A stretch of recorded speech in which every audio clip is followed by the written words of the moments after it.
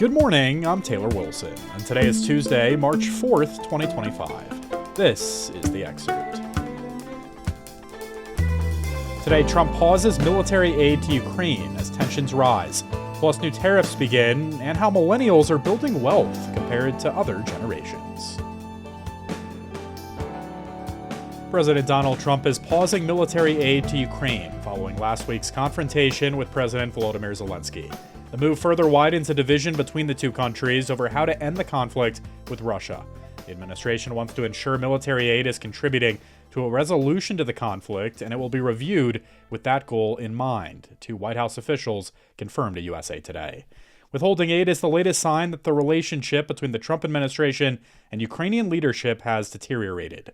Trump has called for a ceasefire and pushed Zelensky to make a peace deal 3 years after Russia invaded the country. Trump and Vice President J.D. Vance clashed with Zelensky at the Oval Office last week after he complained about Russian President Vladimir Putin. The meeting sent a shockwave through global politics, and European leaders have rallied around Ukraine in recent days. Trump has upended U.S. policy on Ukraine and Russia since taking office, opening new talks with Moscow. Still, Trump suggested yesterday there could be agreement on a deal to open Ukraine's minerals to U.S. investment. That was meant to be signed in Washington last week before the clash between Trump and Zelensky. Ukraine's leader had stated on Sunday he was still open to signing the agreement. Also on Sunday, a spokesman for Russian President Vladimir Putin praised foreign policy under Trump, saying it largely coincides with Russia's vision. New 25% tariffs on imports from Mexico and Canada took effect earlier today, along with a doubling of duties on Chinese goods to 20%.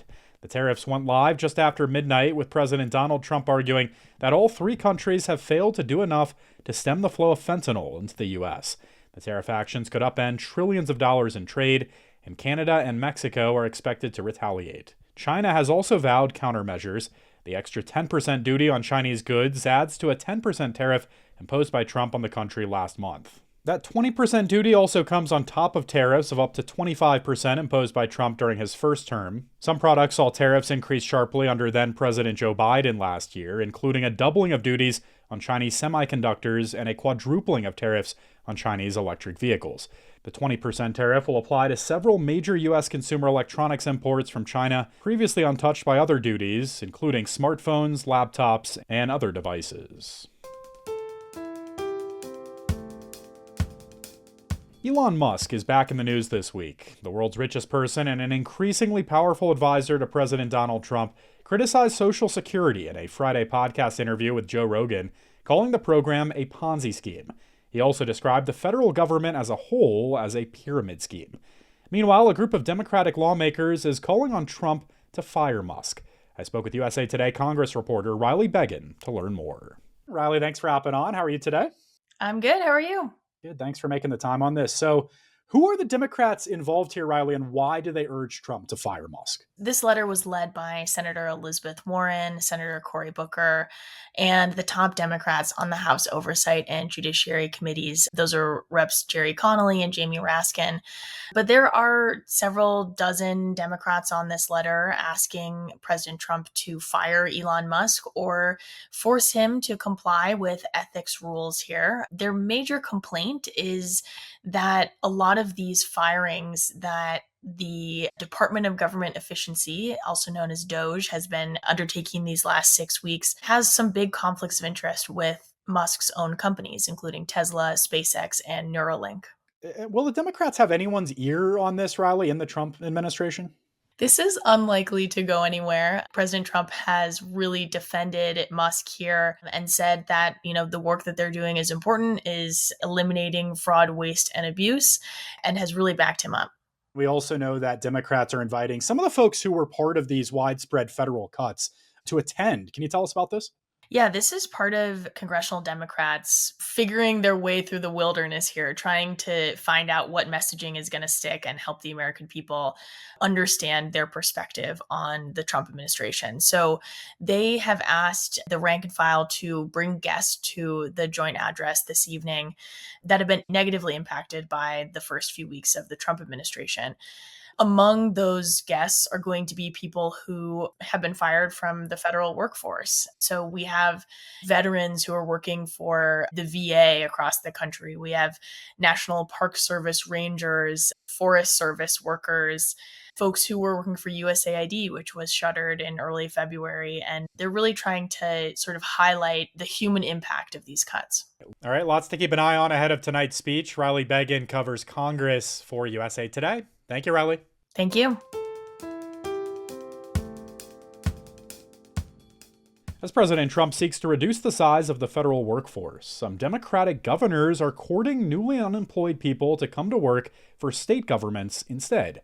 Yesterday, New York filed digital billboards in Washington's Union Station, encouraging former federal government employees to consider some of the state's 7,000 public sector job openings. Elsewhere, Hawaii is fast-tracking recruitment, and Maryland and New Mexico are making their pitches at job fairs as well. While Trump and others have argued there's too much government bloat, some Democrats now see an available talent pool of workers with specialized skills, many of whom are already based outside of Washington, D.C.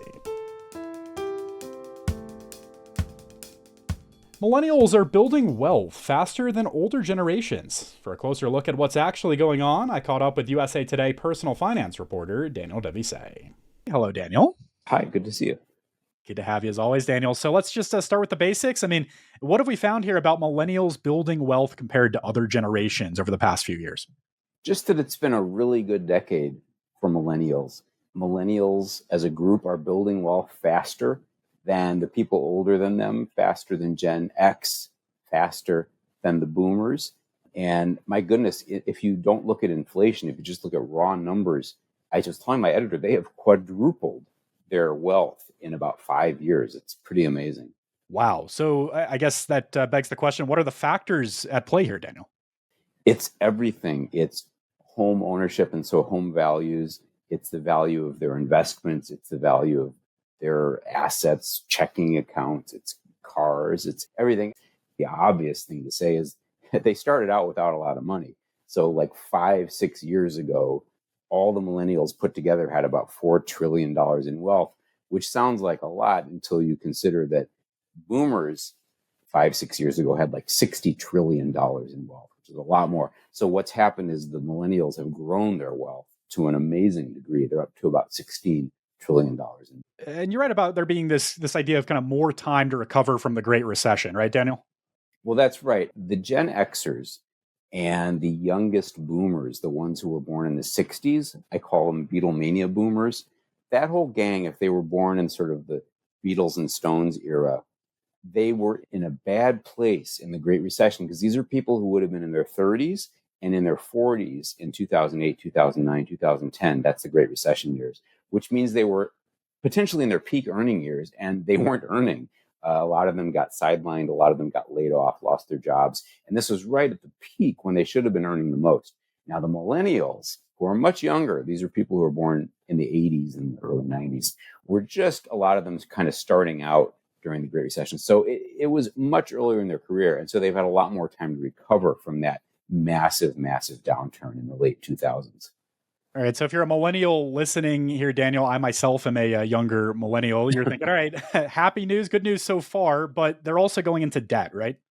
Yeah, there's a bad side to this. First of all, there's massive wealth inequality in your generation, Taylor.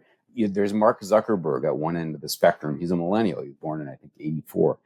He has some money, but there's a lot of millennials who have barely any. And so there's a real have and have not quality to the millennials. One of the reports I read said that they're the most sort of unequal generation out there. And then the other thing is, yeah, we may have talked about this a week or two ago. Millennials are going into debt just in the last couple of years. They're starting to show up at the doors of these nonprofit debt consolidation organizations like Money Management. And now millennials make up their biggest group of clients because they have card debt, they have loan debt, student loans.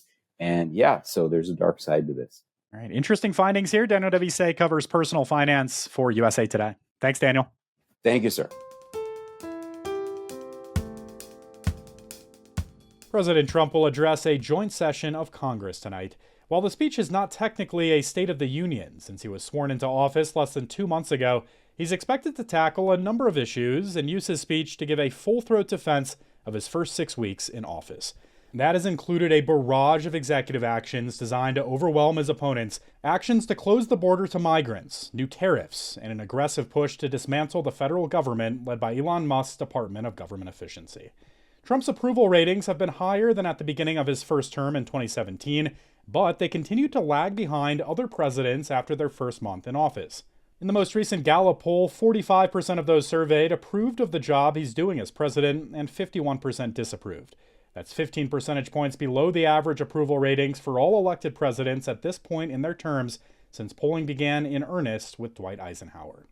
Trump's address will begin at 9 p.m. Eastern Time, and you can watch live on USA Today's YouTube channel. We have a link in today's show notes. Thanks for listening to The Excerpt. You can get the podcast wherever you get your audio, and if you're on a smart speaker, just ask for The Excerpt. I'm Taylor Wilson, and I'll be back tomorrow with more of The Excerpt from USA Today.